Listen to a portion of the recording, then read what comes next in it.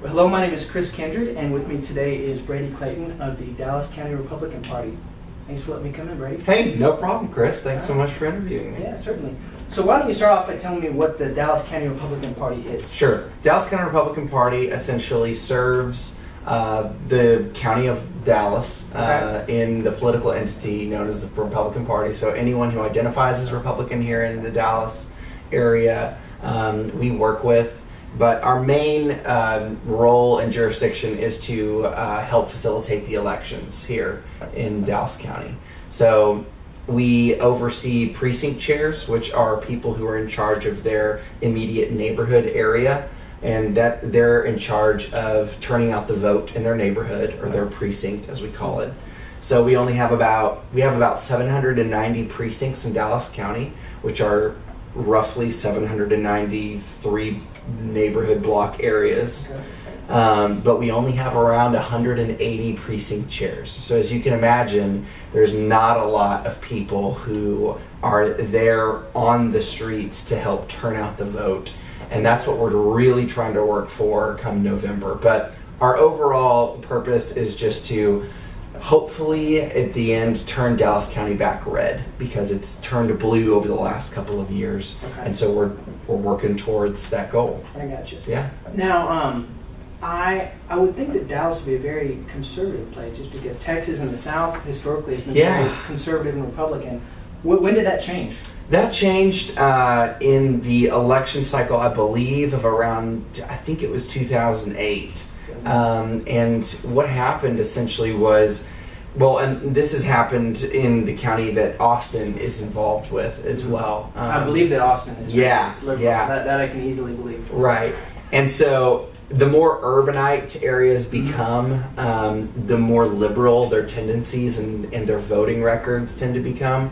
So eventually what happened is just the Republican Party as a whole kind of dropped the ball in Dallas, and they didn't really just push a lot of initiative to making sure that people got out to vote. For example, this last primary, we had a 14% turnout rate, Republican turnout rate, which is 175,000 people in Dallas County. And there's 1.2 million registered voters in Dallas County. 175,000 only turned out to vote who are Republican, which is bad. And they were all registered, though. Yes. That's just a registered voters. Yeah, 1.2 million registered voters. So, and only 175,000 of them turned out to vote. So, as a result, we're trying to increase voter turnout. We're trying to overcome the obstacles that we have as the Republican Party, obviously this year being insane. Yeah, this year's going to be interesting. Yeah, obviously this year being pretty ridiculous in that instance. So, that's kind of the general overall kind of overview of Dallas County. Okay. So. And your organization just works within Dallas County. You don't handle state or nationwide affairs. We do work with the state party, the RPT, Republican Party of Texas. So really our only relationship with them is they'll help us in election cycles. They'll give us the resources that we need. We have someone who works here in the office who works with RPT. So we partner with the state, because it's the state Republican Party's job to make sure that all of the counties are supplied with the proper resources to keep Texas red. So, yeah. Was that a motto around here? Keep Texas red? Yep. Well, we have an interesting situation that's just happened. Our previous chairman just resigned about 3 weeks ago, so we just elected a new chairman. So the overall vision moving forward is to turn Dallas back red. And so that is kind of our vision moving forward, and hoping to reverse it from its current state of being blue. Okay. Yeah. All right, so I'm going to ask you, I guess, kind of a larger philosophical question. Okay. What I want to know is what differentiates the Republican Party nationwide from other political parties in the United States? Oh, man. That's a good question. So give me a good answer. Okay. All right. Well, quite honestly, I don't even know if the Republican Party knows that at this point. It's with such a time of crisis when it comes to identity. There are so many changing factions in the Republican Party. So to ask that question now in 2016, your answer is probably going to be way more different than 4 or 8 years ago. Right. But to try to give you a concise answer, honestly, we are for limited government. Okay. And we are for just the exercising of liberty and freedom that involves freedom of speech. More importantly, the Second Amendment rights is a popular one that the Republican Party rallies behind. But really, at the end of the day, it comes back to being fiscally conservative. And so to ensure that our nation is run in a way that is fiscally responsible, we don't do handouts, we don't believe in entitlement reform, really in a way that we govern and conduct ourselves in a way that is responsible. Okay. And I'm sure the Democrats could say the exact same thing, but the track record and the actual display of that can sometimes prove to be the opposite. So. Okay. Now tell me briefly how you would describe fiscally conservative. I believe that's the term you just used, right? Yeah, fiscally conservative. So tell me what that is. Yeah, fiscally conservative would probably be largely defined as just operating an economy in a way that isn't extravagant. Mm-hmm. So where we don't give funds to individuals who somehow won't benefit or generate benefit to society. Okay. So that includes welfare, entitlement programs, etc. We are for 100% free market capitalism, and that involves making sure that businesses aren't restricted, that they're not tampered by government regulations, and that's going to bog down the economy. So we are for extravagance in as far as promoting free market capitalism and generating wealth, but we're not for just giving low-income individuals entitlement programs that are really, at the end of the day, they're not going to benefit them, they're only going to continue that lifestyle. Okay. So, I got you. Yeah. All right. Now, when I ask a question about what is the Republican Party, I guess that can be kind of vague or kind of hard to describe today. Sure. Like you just said. But one thing that comes to my mind when I ask a question like that is, I think about how differently that question can be answered. Right. And when considering the debates we've seen this year amongst the Republican people running for the nominee, right, Ted Cruz, mm-hmm. John Kasich, Donald Trump. Yep. I mean, they debated fiercely during the debates, and you can tell that all of them had a very different opinion or take on what the Republican Party needs to be. Sure. So would you say that there is one underlying common denominator that everyone who identifies as Republican would agree on? One thing that defines every Republican across the board, despite all these differing opinions? Yeah. I'm going to do my best to kind of flee from cliches, but I feel like at the end of the day, that's kind of all I can go for. Okay. I think every Republican believes in Second Amendment rights. Okay. I think every Republican believes in freedom of religion. And every Republican believes in fierce national security. Okay. The border issue is controversial, even amongst admitted Republicans. Mm-hmm. So I can't say like border security is, because that's really just a topic that's only become popular in the last year. Yeah, I'd say so. So again, like I said earlier, some of these issues that are like fundamental are changing and they're becoming more relevant than previous years. So I'd probably say Second Amendment, freedom of religion. Honestly, I would go back to the Bill of Rights because those are issues that the Democratic Party doesn't necessarily champion, and they don't broadcast that they're major champions of those rights either. So okay. Now you said something very interesting right now. You mentioned an emphasis on freedom of religion. Mm-hmm. Would you say that other political parties don't advocate freedom of religion in this country?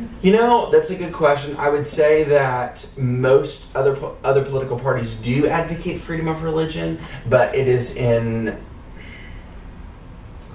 a way that expresses complete tolerance for all religions, and that becomes a problem, specifically when it comes to the reception of Islam. Mm-hmm. So, for example, the Republican Party upholds national security as well as freedom of religion, but the Democratic Party, because they stress tolerance so much when it comes to religion, that they undermine national security. Right. So as a result, because we don't want to offend anyone, because we want to be tolerant of all worldviews, we are going to accept Islam in America, which is fine to certain extents, but we won't do things like racial profiling. We won't take extra precautions and measures to ensure that a religion that is characterized by violence and disruption is kept in check.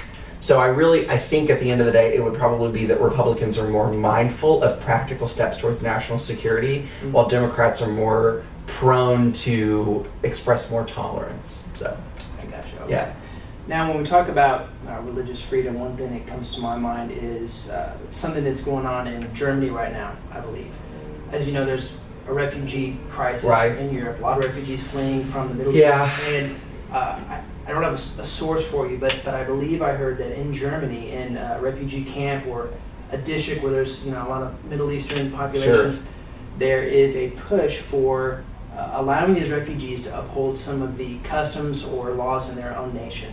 One of which, I believe, is the right to be able to marry what Germany and most European nations would consider underaged women.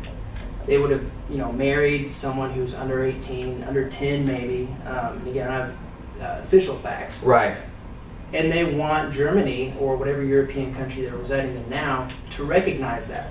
Even though a normal citizen, naturalized or a born citizen of that nation, couldn't enjoy that right because that'd be considered, underage. Right. It could be child molestation. You would be. Yeah. So would you say that an instance like that would fall under your definition of tolerating a religion but undermining security? It's not security in the sense of threatening the I would, because I think for the longer, again, let's look at law and justice for thousands of years. The marriage of underage individuals was really only a practice used in ancient times in some instances, and since then has been sporadic and occasional, kind of like polygamy with the Mormons. Like, there are obviously practices that are done, but they're not widespread, and as a result they're not widely accepted by culture. And while I may take a little bit of an unpopular kind of like moral relativist view here, until there is something that is completely embraced and widespread by culture, I don't think that that's acceptable. I don't think that any kind of at the end of the day, I think that marrying anyone underage is wrong, and I think that in most cases it's manipulation and it's evil. But to embrace a more secular point of view that both sides of the aisle could agree upon, I think it's wrong to push back against a cultural agreement that this is unacceptable, and instead to tolerate a religion that comes in and that puts forth their own standards that's in a complete opposite direction of where we're trying to go. I got you. Yeah. Now, when I looked up a definition of politics or policies in the United States or other countries, if you look at the textbook definition of politics, you'll get something like a vision or an agreement on how to run a society or a nation.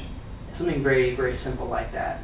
But when you see politics in practice, when you see it on TV or on the radio or in person, it seems to become this very nasty, brutal ordeal. I've seen, CNN, I've seen shows where you've got a panel of several different people talking about a subject. They're yelling over each other. They're getting very passionate and emotional. Yep. I've seen riots break out at political rallies or different things like that. And I've seen my own friends who might have a political disagreement on Facebook turn against each other and just, get really riled up and angry with each other. Why do you think politics becomes such a mean-spirited, nasty thing? Yeah, you know what, Chris? Honestly, that was one of my favorite questions that you did send me. And I'll be honest with you, I've only been in this position with the Dallas County GOP since May. Since then, I really had no real-world taste of what politics is like until I got thrown into the 9th largest county party in America, 2nd largest in the state of Texas. So this is a big deal here.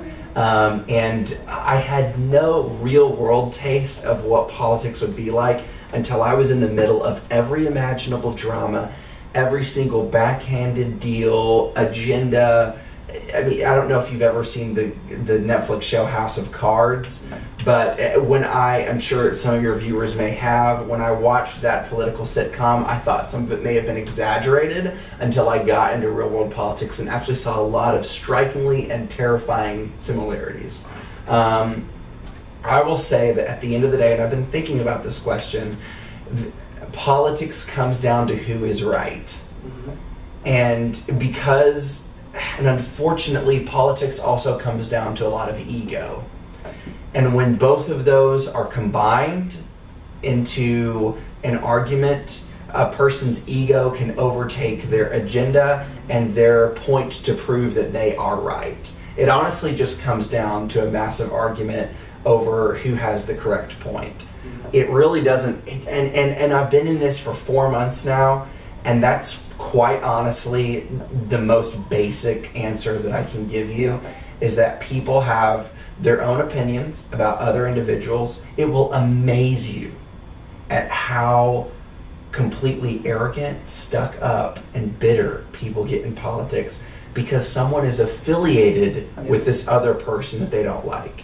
Honestly, like if you were to walk in and someone said, and you had a meeting with a certain individual in Dallas County politics, there would be people in this county who would be like, oh my gosh, he affiliates himself with this person. I don't like this person. Therefore, Chris, I don't like you and we're not talking. Like that's how shallow and stupid people are in politics. And they're grown adults. And it's been depressing for me as a 21-year-old college grad to get into the middle of a Republican Party, a county party, whose whole purpose is to look at a big picture, and that is to serve the county, to turn it back red, but to do it in a way that promotes unity. And it infuriates me that I'm conversing with congressmen, with representatives, senators, I mean, who are grown people, their aides, their campaign managers, who have the maturity of 3-year-olds. And it's disheartening, honestly. And quite honestly, it's frustrating, and it can kind of burn you out sometimes. But I think at the end of the day, the reason why politics is so divisive is because it comes down to who's right. And that's mixed with people's inner egos. Money, power comes into that. Your ability to prove yourself right comes into you winning.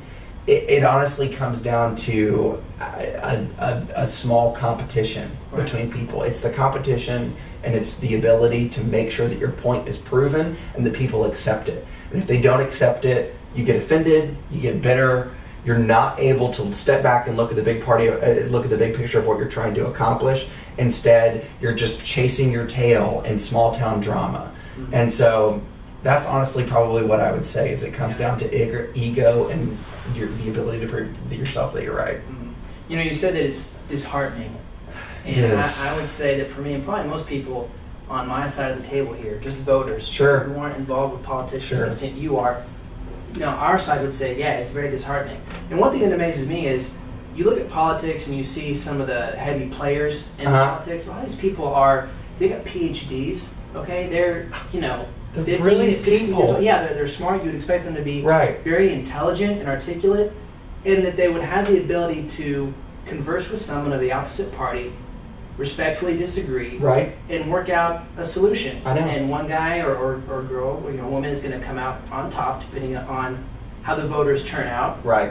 And it'll be done. You know, you talk, you treat each other with respect, and you either agree and you disagree, then people vote and it's done. Exactly. That should be that's how it should be. I would hope. Yeah. And but, you know, before I came into this, just being 21 years old, I mean, we all think like, when I grow up, I'm going to be a better person, more informed, more mature. I'll be able to handle communications and communicate with both sides flawlessly. And so you kind of set grown people and adults on a pedestal. And then when you get there and you're just looking around like, actually, I'm in a daycare, you know, like, except these people are running the country.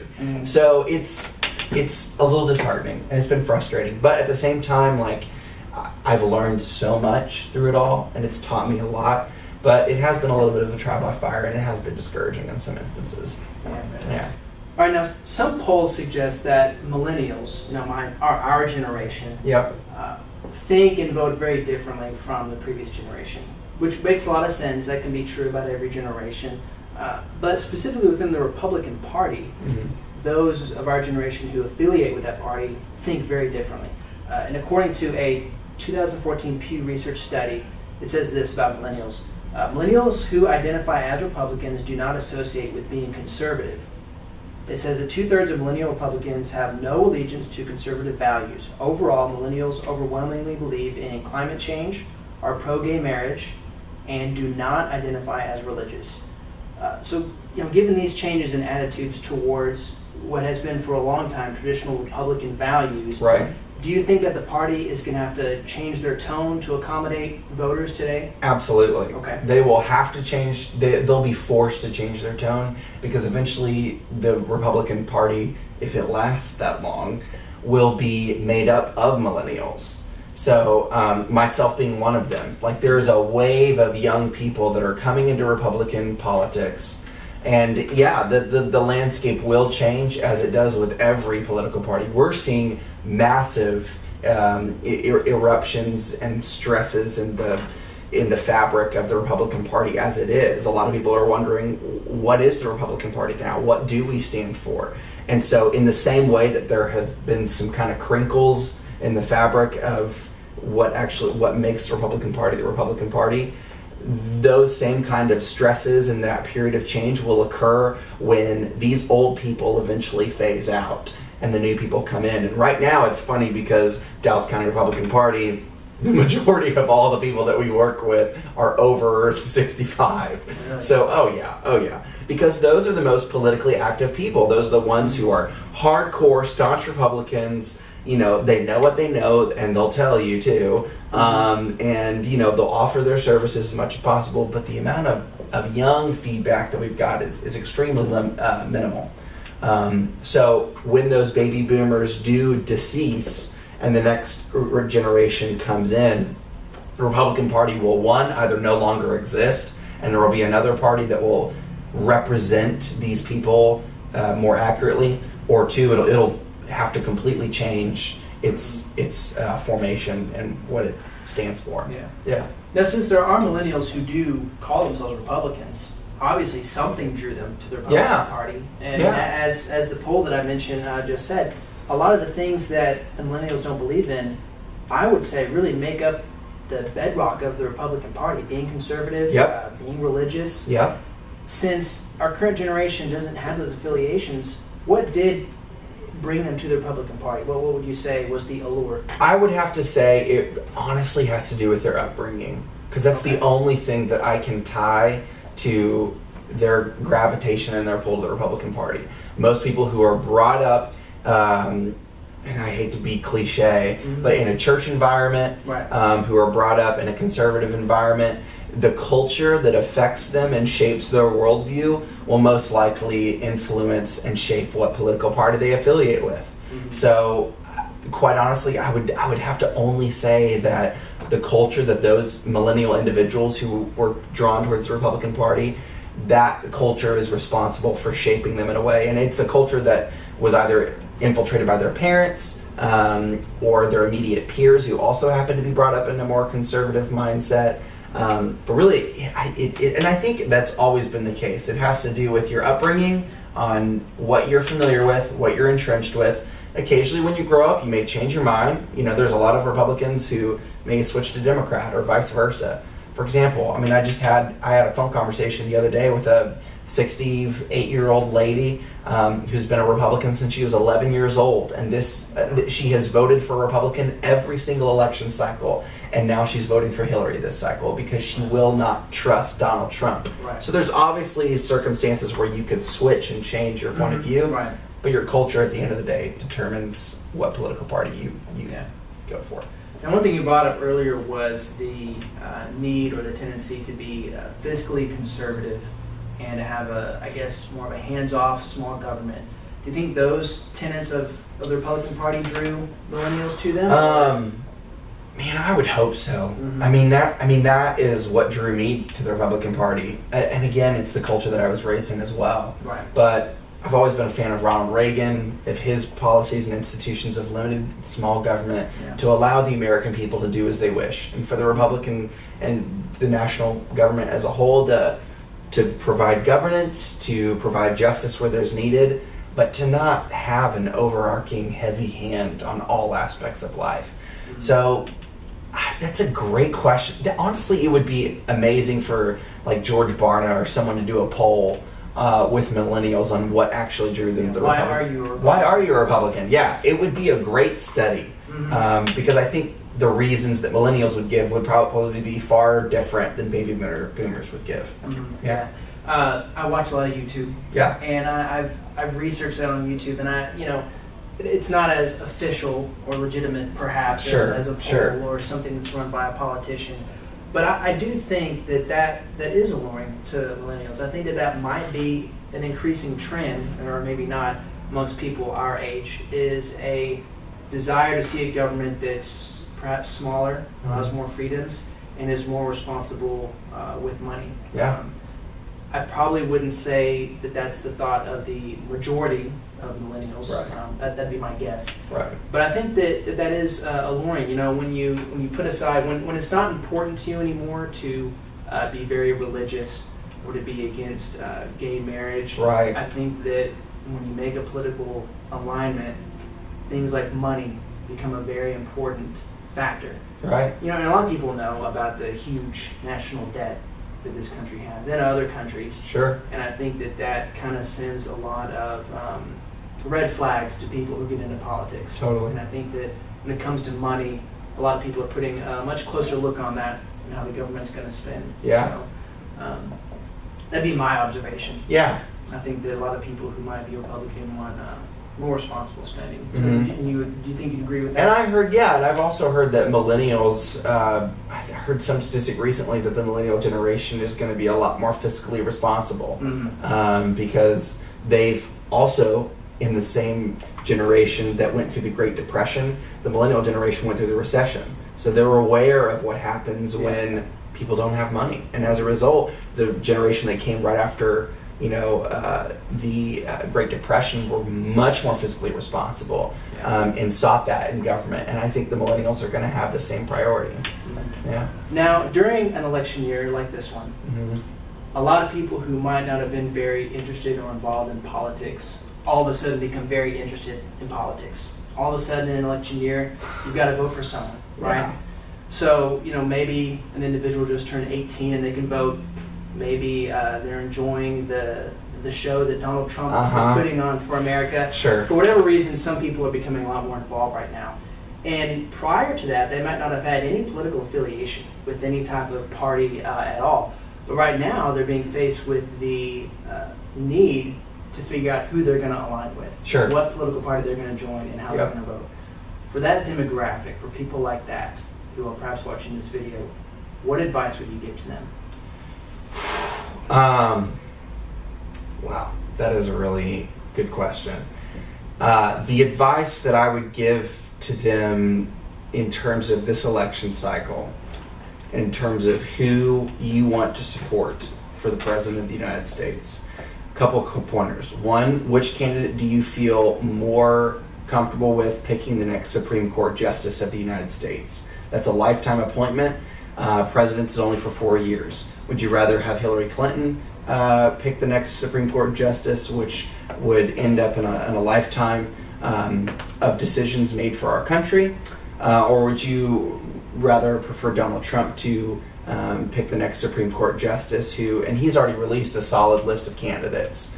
That would be a practical decision maker for people who are torn on who to vote for, because I've talked to tons of people who still don't really know who they're going to vote for, but that one element as far as who's going to select the next Supreme Court Justice, which is a lifetime appointment, that usually makes people make up their minds far more speedily than someone who's undecided. That would be one element. The other element I say is to realize that this is just 4 years of a president's term. That this year, 2016, will go down in American history for probably being one of the most interesting, drama-filled, and quite honestly, chaotic political times in America's history as of recent when it comes to presidential elections. So guard yourself from being sucked into the drama. Don't allow yourself to have Hillary Clinton's drama and Donald Trump's advances on the American public make a permanent impression on you. Realize that after this president is elected, in 4 more years, we'll have another election, etc., unless they abolish term limits, which could be possible. But I would say to guard yourself from getting caught up in the drama of it all, and instead think practically. Honestly, with Hillary Clinton, we know exactly what president we're getting. Her track record is clear. It's no secret that she is, quite honestly, a convicted felon and a chronic liar. With Donald Trump, he's unpredictable. He is a little bit of a loose cannon at times. However, there are some positives that could come across as far as destroying the era of political correctness, which he's already done an incredible job of so far. And that's why we're tapping into those people who are never voting for the same time. Right. Because someone for the first time is coming out and addressing and hitting issues that are difficult to address. Maybe sometimes not the most tactful way that they could be addressed, but at the same time they're still getting addressed. And that's why people are turning out, because the dynamic is changing, the show is changing. But at the same time, the show must go on. And so I would say that don't get caught up in the fate of our nation being in these next 4 years. Sure, a lot will happen to determine the course of it, but America's still got a little bit of time. And I think that if people just realize that, consider the Supreme Court nomination, and really allow that to be kind of the guiding light for who they vote for the president, at the end of the day, we're going to be okay. Everything will turn out. Everyone may seem like and feel like America's burning to the ground, and some days it feels like that. Yeah, I've heard a lot of people say that. Yep. You know, it's the end of the world, it's horrible, it's the apocalypse. Right. But we've had a lot of areas throughout America's history where people have expressed the same thing, and America's gotten through it. And in the same way, I think and hope that America will get through this too. Yeah. I think it will. Yeah, I think it will too. Okay. We'll be okay. It's only 4 years. Only 4 years, yeah. That's right. Well, that's all the questions I had prepared. I mean, okay. You want to add anything, or is there anything that you think is important about the Republican Party that you want to add? You know, I mean, I would just encourage millennials watching to get involved, to research, to talk to your friends about it, if those are friends who are politically inclined. Mm-hmm. But don't get caught up in the drama of the Republican Party right now. Every political party goes through its own weird, bizarre phase. Mm-hmm. And the Republican Party is just one of those other parties that are getting involved in that weird and bizarre phase. Yeah. But we'll get through it along with every other political party. Stay firm, stay grounded, stay strong, and at the end of the day, vote your conscience and vote for whoever you think is going to be the next president of the United States, who will lead us in a couple steps towards the right direction. Good. Yeah. All right. Thanks, Brady. Dude, no problem. Thank you so much. Appreciate it. Of course. Thanks for coming by and interviewing me.